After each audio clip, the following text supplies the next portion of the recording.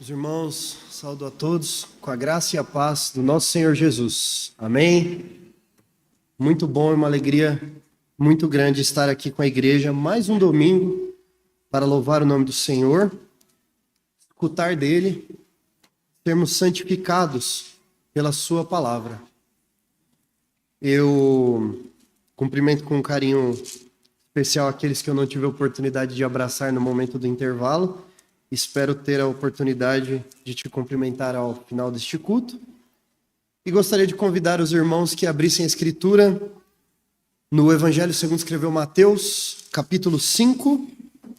Nós hoje focaremos a nossa atenção nos versículos 8 e 9 de Mateus, capítulo 5, dando sequência às nossas exposições no chamado Sermão da Montanha, que compreende os capítulos 5, 6 e 7 do Evangelho de Mateus, que com a permissão do Senhor, nós exporemos de maneira completa ao longo dos próximos meses em nossa igreja. Amém? Mateus 5, todos os irmãos encontraram? Estamos juntos? Amém. Esta é a santa palavra de Deus. Bem-aventurados os limpos de coração, porque verão a Deus. Bem-aventurados os pacificadores, porque serão chamados filhos de Deus. Oremos. Pai amado, em nome de Jesus, o Senhor que é, assim como disse Gideão, o juiz, o Deus da paz. Pai amado, o Senhor que é aquele que, assim como disse o profeta Abacuque, o Senhor é tão puro de olhos que não pode contemplar o mal. Pai amado, nós te pedimos, pela tua graça, que esta manhã dê ao teu povo eleito a alegria de sermos chamados filhos de Deus, a alegria, Senhor, de termos nosso coração sendo limpo para podermos contemplar a tua face. E que em nome de Jesus saiamos daqui consolados por fazermos parte do teu reino, confrontados em relação a todos os momentos que nós não nos comportamos enquanto tal. Que acima de tudo o teu nome seja aqui exaltado durante a exposição desta palavra. Ajude-me nesse sentido, eu te peço, Senhor. Em nome do teu Filho Jesus, o Príncipe da Paz. Amém. Meus irmãos, o que foi que nós já vimos até aqui nas exposições do Sermão da Montanha, mais especificamente neste primeiro bloco, nesses primeiros versículos do Sermão da Montanha, que é um subsermão chamado de Sermão das Bem-aventuranças. Nós vimos que Jesus começa esse sermão quando ele vê as multidões, ele se assenta, e aí os seus discípulos se aproximam dele, isso é o início de Mateus capítulo 5, e ele passa a ensiná-los. E ele lhes diz alguma coisa. Ele diz: bem-aventurados os pobres de espírito, porque deles é o reino dos céus. São aqueles que, mesmo miseráveis nesta terra, têm uma riqueza no reino dos céus, tal qual o evangelista Tiago nos ensina. Aqueles que têm o seu coração, mesmo que tenham riquezas nesse mundo, entendem a própria condição de pobreza espiritual e se aproximam de Deus sem ter nada a oferecer. A estes pertence o reino dos céus. Aprendemos que aqueles que choram serão consolados. Essa é a alegria de quem é do reino de Deus, porque aquele que chora, e quando nós olhamos os motivos que a Bíblia nos mostra para o choro da contrição em relação ao próprio pecado, o choro em relação às injustiças que são cometidas neste mundo, como diz o pregador em Eclesiastes, que viu aqueles que choram sofrendo injustiça e não havia quem os consolasse. Ora, todo choro, diz João no Apocalipse, o Cordeiro há de enxugar toda lágrima, portanto há esperança no reino de Deus para os que choram. Aprendemos também que aqueles que herdarão a terra não são aqueles que têm o poder bélico maior, como foi o caso dos romanos que conquistaram Israel, e nem aqueles que anseiam por uma revolução armada, conforme os zelotes ansiavam pela revolução armada para poder retomar a sua terra. Jesus nos ensina que aqueles que herdarão a terra, não conquistarão, mas herdarão, são aqueles que são conhecidos por terem o Espírito do nosso Senhor, que é manso e humilde de coração.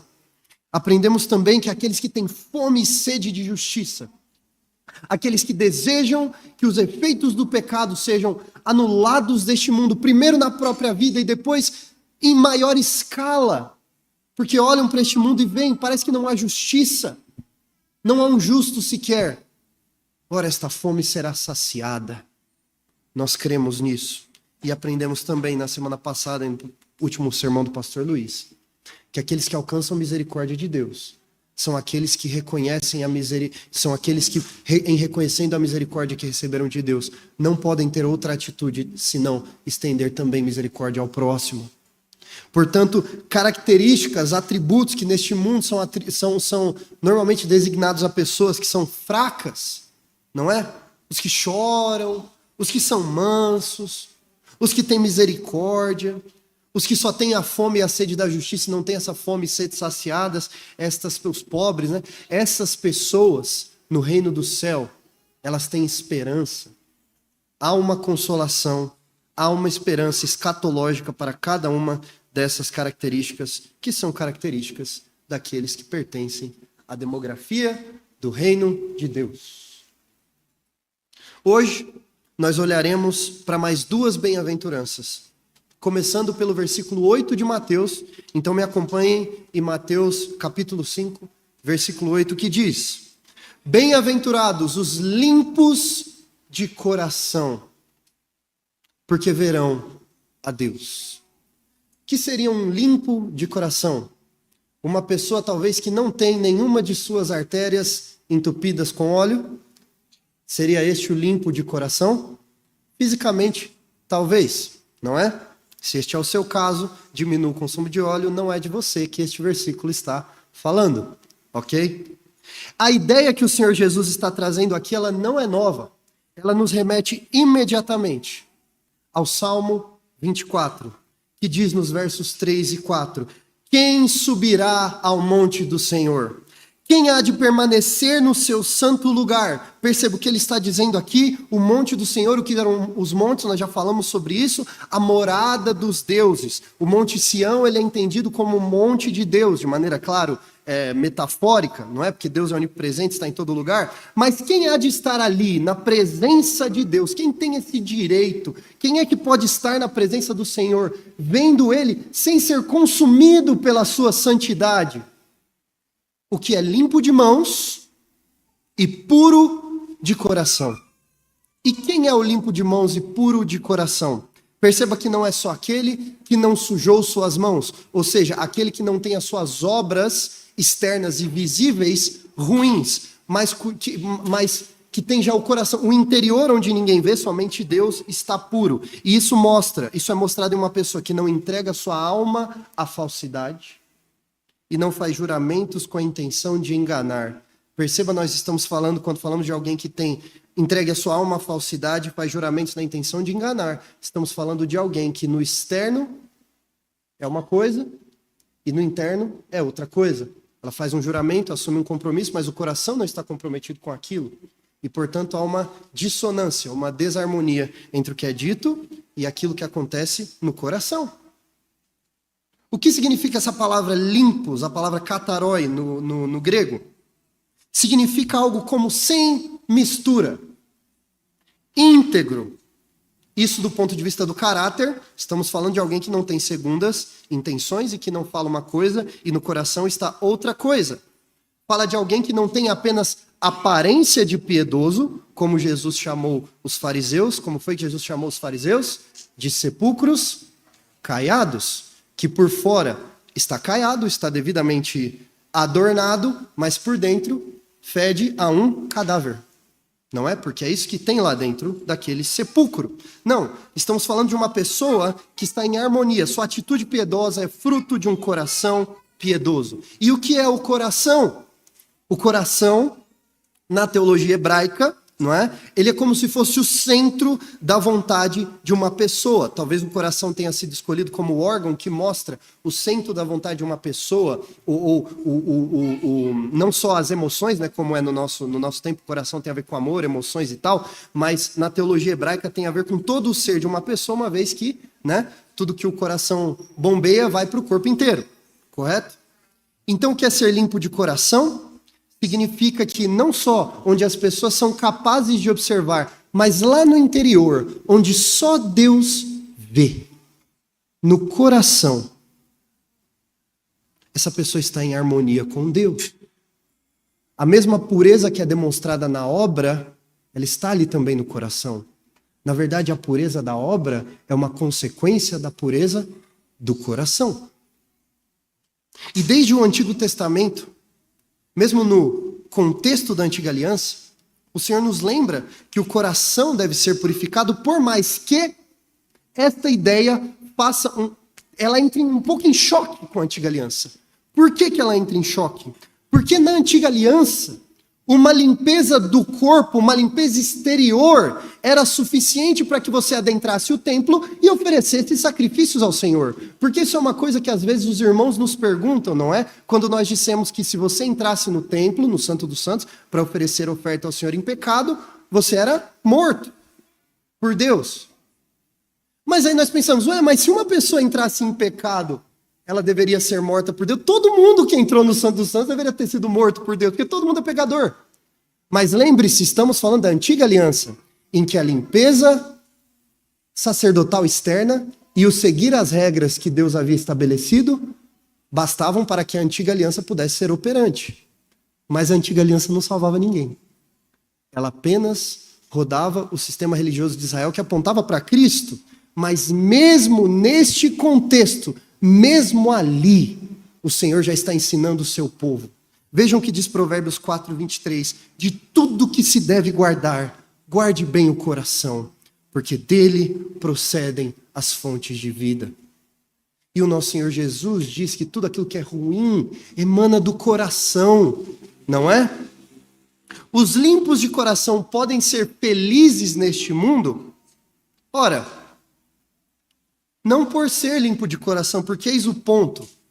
Por que esse mundo, ele normalmente pune a atitude piedosa? E por que o que há de religioso desse mundo se importa muito mais em mostrar um exterior apresentável para as pessoas do que apresentar um coração santo para Deus? A resposta é simples, porque um coração puro não traz recompensa nenhuma neste reino, no reino deste mundo. Você ter um coração puro diante de Deus, alguém consegue ver? Isso é uma coisa que dá para mostrar, olha como o meu coração é puro.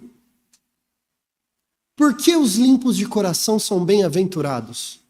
Porque existe uma alegria no reino de Deus, não só de ter as suas mãos, as suas obras diante de Deus, mas ter um coração diante de Deus, que é aquela esfera que ninguém vê. O verso vai nos dizer que os limpos de coração são felizes porque verão a Deus. Vamos pensar um pouco nisso. É claro, o Sermão da Montanha, ele fala sobre a conexão com Deus, o serviço ao Rei dos Reis, como sendo algo que não passa pela visão das outras pessoas, mas tem que ser visto por Deus antes de tudo, conforme o Senhor Jesus nos diz em Mateus 6,16, quando vocês jejuarem, não fiquem com aparência triste como os hipócritas, porque desfiguram o rosto a fim de parecer aos outros que estão jejuando. Em verdade lhes digo que já receberam a sua recompensa. Porque é que os que jejuam e fazem cara de abatido quando jejuam, ou aqueles que oram e fazem questão que todo mundo saiba que ele está orando, porque essas pessoas já receberam sua recompensa? Porque o que essa pessoa queria com essa demonstração de virtude não era uma resposta de Deus, era ser visto pelas pessoas como alguém piedoso, e isso já conseguiram, receberam a sua recompensa. Mas quando você está em secreto, e é o seu coração que está naquilo, não é só o seu corpo, quem está vendo? Deus. E o Senhor que vem em secreto lhe dará sua recompensa. Ali existe uma comunhão real com Deus. Ali estamos subindo ao monte do Senhor com o nosso coração. Se a comunhão verdadeira com Deus, ela parte de dentro, do interior da alma, é assim que nós temos comunhão com Deus. É quando o nosso coração está em comunhão com Ele. E o nosso Senhor Jesus já disse para Nicodemos, não foi?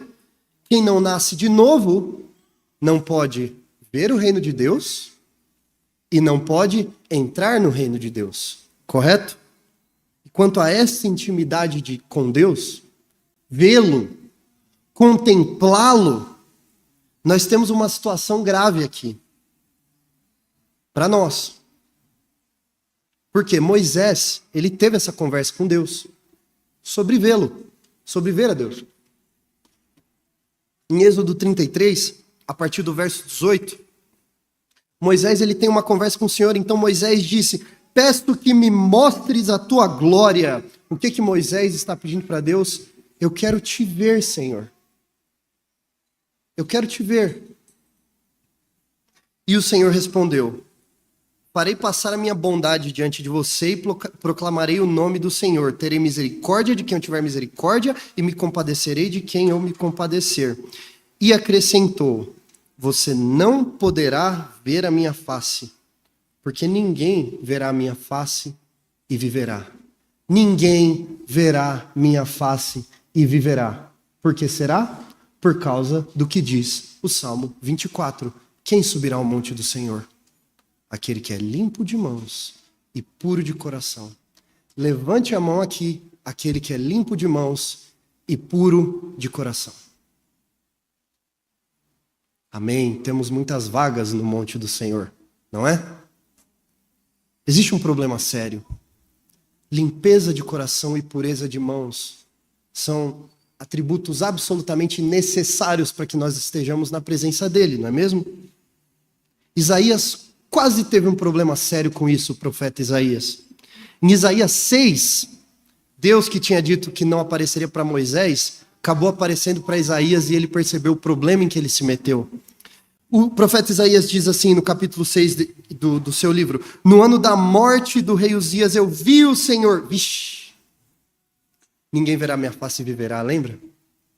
Eu vi o Senhor assentado sobre um alto e sublime trono, e as abas das suas vestes enchiam o templo. Serafins estavam por cima dele, cada um tinha 6 asas, com 2 cobriam o rosto, com 2 cobriam os pés, e com 2 voava. É claro que o serafim tinha que ter 6 asas para tampar os seus olhos, para não ver a Deus que é santo demais, para cobrir os seus pés, porque onde quer que Deus esteja, ali é terra santa, e 2 asas para que pudessem voar. E eles clamavam uns aos outros, dizendo: o motivo pelo qual ninguém pode ver a Deus, porque santo, santo, santo é o Senhor dos exércitos, toda a terra está cheia da sua glória. Os umbrais das portas se moveram com a voz do que clamava, e o templo se encheu de fumaça. Então eu disse: glória a Deus, estou vendo a Deus. Foi isso que Isaías disse? Não, o que ele disse foi: ai de mim, porque meus lábios são impuros. Eu não sou limpo de mãos, eu não sou puro de coração, então eu não posso ver a Deus. Estou perdido. Por que Isaías não foi fulminado pela glória de Deus? Porque seus lábios impuros foram purificados pela tenaz. E só por isso a glória de Deus não fulminou Isaías ali.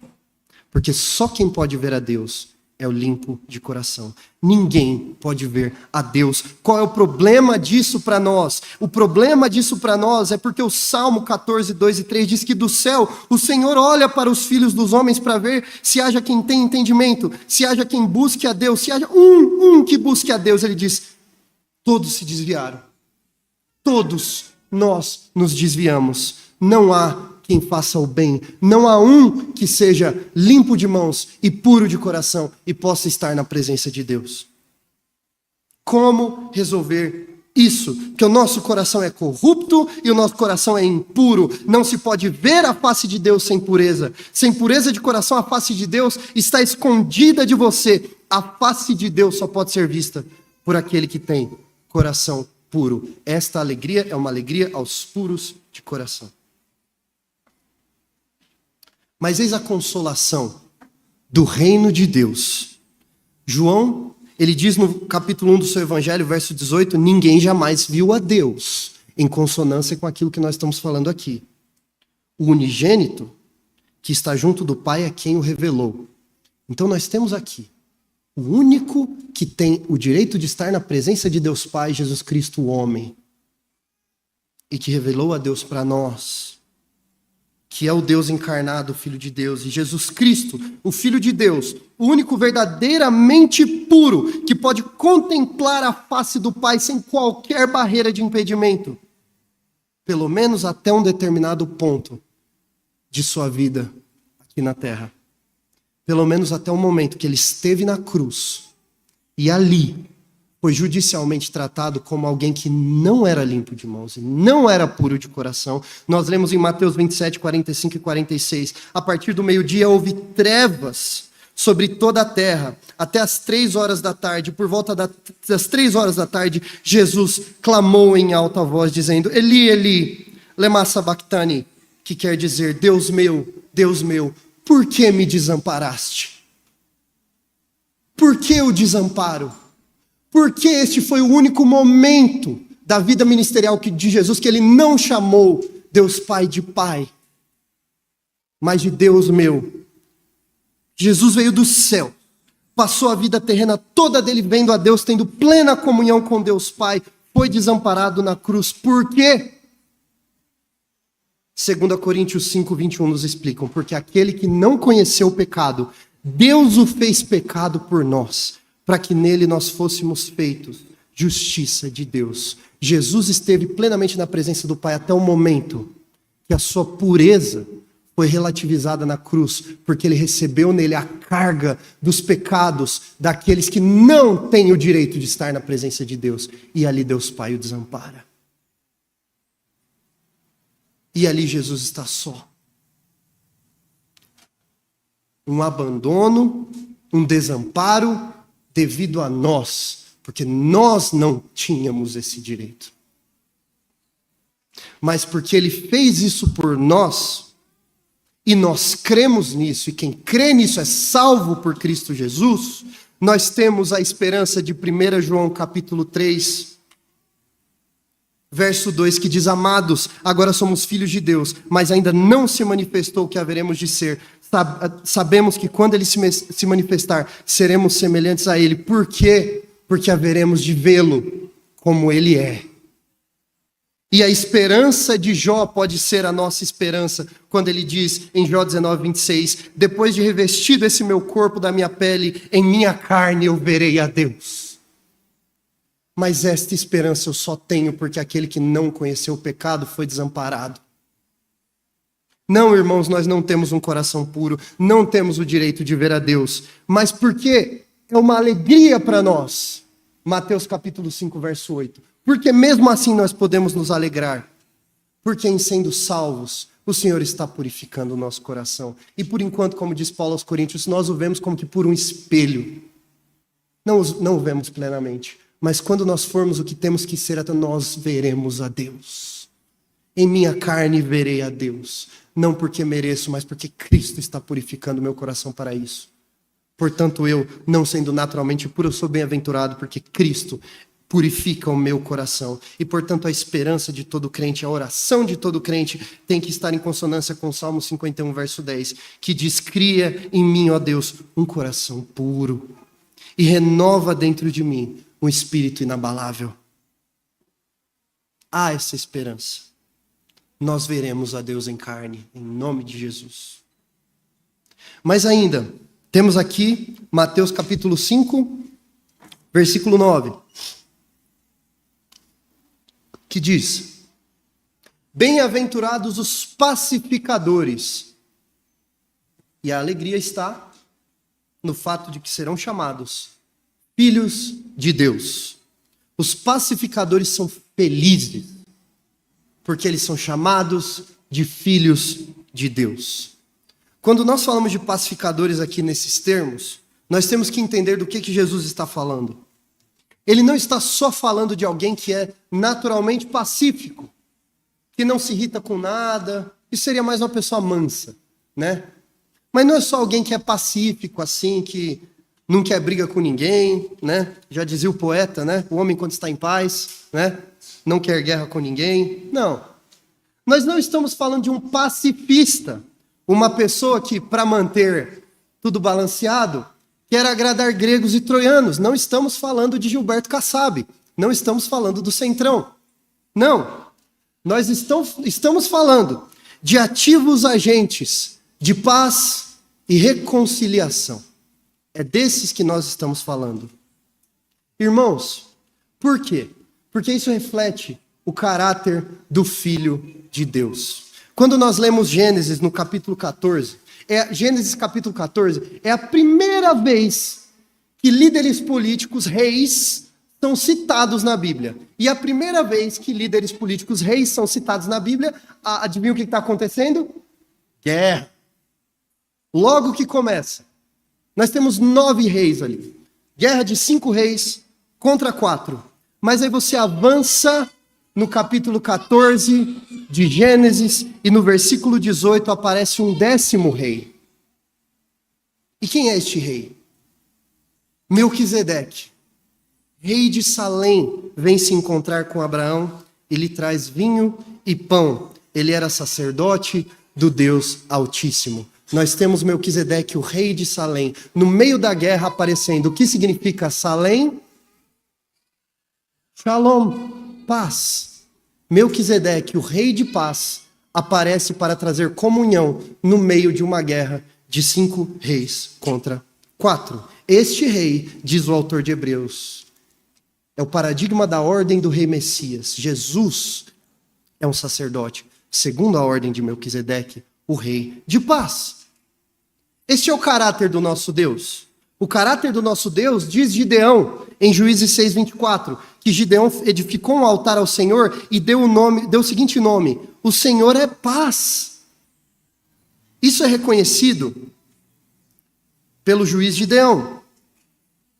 E Isaías, quando fala da vinda de Jesus em Isaías 9:6, como lemos aqui no início, ele diz: porque um menino nos nasceu, um filho se nos deu, o governo estará sobre os seus ombros, e o seu nome será Maravilhoso Conselheiro, Deus Forte, Pai da Eternidade e Príncipe da Paz. O Messias é o príncipe da paz. E os que o seguem, os que fazem parte do reino do príncipe da paz, são felizes. Conforme nós lemos em Provérbios 12:20, fraude no coração dos que planejam o mal, mas os que aconselham a paz têm o quê? Alegria, bem-aventurança. Os promotores de paz são felizes. E Isaías fala que o anúncio do reino do príncipe da paz é lindo, quando ele diz em Isaías 52:7, quão formosos são sobre os montes os pés dos que anunciam as boas novas, que faz ouvir a paz, que anuncia coisas boas, que faz ouvir a salvação, que diz a Sião, o teu Deus reina. Portanto, o anúncio das boas novas é o anúncio de que o Rei da Paz reina. Isso é o anúncio do Evangelho, de que o Rei de Paz está no trono, e a paz só pode se estabelecer com o Rei da Paz no trono, reinando sobre todos os outros reis. Sabem como nós podemos saber disso? Nós lemos sobre isso em Isaías capítulo 2, a partir do verso 2, indo até o verso 4, nós lemos que o estabelecimento do reinado do Messias sobre todos os outros reis é o que traz paz. Por quê? Vejam, nos últimos dias, o monte do templo do Senhor será estabelecido no alto dos montes e ele se elevará sobre as colinas. Então lembram que os montes eram a habitação dos deuses? O monte do Senhor está acima dos outros montes. Ele está elevado sobre os reis. E para ele afluirão todas as nações. Todas as nações afluirão ao monte do Senhor, que o monte dele está acima de todos os outros montes.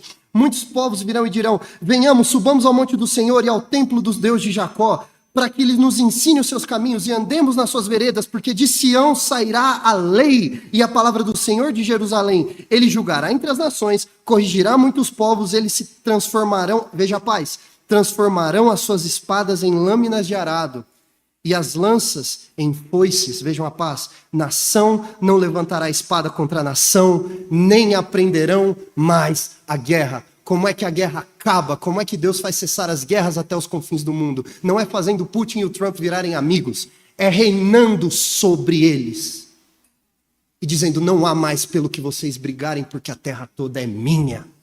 E assim se estabelece a paz do príncipe da paz. E o anúncio do evangelho é um anúncio que o Rei da Paz, ele reina. E quem é esse rei? É Jesus, o Rei dos Reis, o príncipe da paz.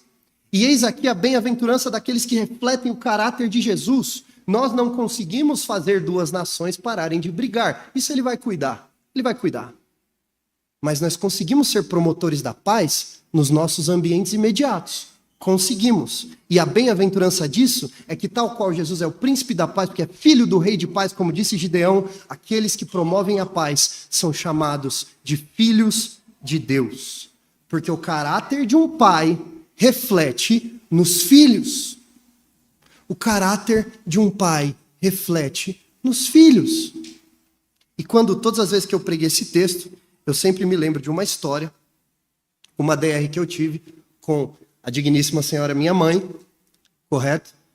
Sei que todos os irmãos já devem ter passado por isso, justificar as suas falhas, dizendo que teve um outro amigo seu que fez igual, né? Então, por exemplo, quem nunca passou por isso? Eu tinha meus 2 melhores amigos na escola, que eram o Lucas e o Walter. Nenhum de nós éramos muito, a gente não dava trabalho, mas a gente também não era muito estudioso. Até que um dia chego eu em casa com uma nota em recuperação para mostrar para minha mãe. Minha mãe fica brava comigo, como tinha que ficar mesmo. E aí eu digo, mas mãe, o Lucas e o Walter também ficaram de recuperação. Quem nunca, né? Meus amigos também fizeram, não sou só eu, né? E minha mãe, com toda a delicadeza que lhe cabe, coloca seu dedo indicador na direção do meu nariz e diz com todo o carinho do mundo: Lucas e Walter não são meus filhos. Eles não são meus filhos. Você é meu filho. Portanto, você vai fazer como eu mando. O mundo não é um mundo de pacificadores.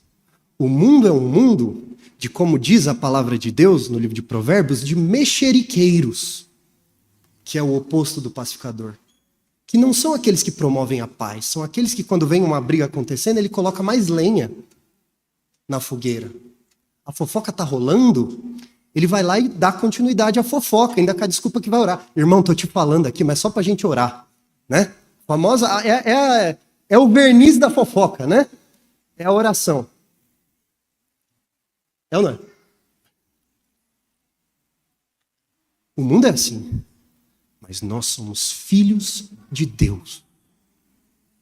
E como filhos de Deus, nós temos que refletir o caráter do príncipe da paz.